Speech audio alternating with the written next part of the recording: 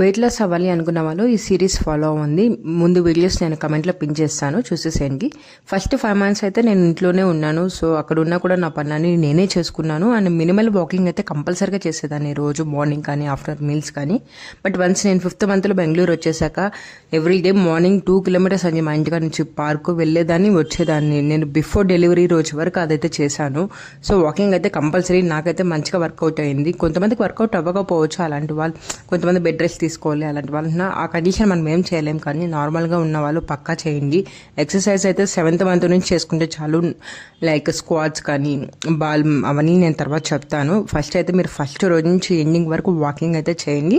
And food అయితే కంట్రోల్లో పెట్టుకోండి. ఒకవేళ హెవీగా తినేసారనుకోండి, నెక్స్ట్ ఫుడ్ అయితే కొంచెం తక్కువగా తినండి. నేనైతే అలానే కంట్రోల్ చేసుకున్నాను. ఇదైతే మీకు ఖచ్చితంగా యూస్ఫుల్ అవుతుంది.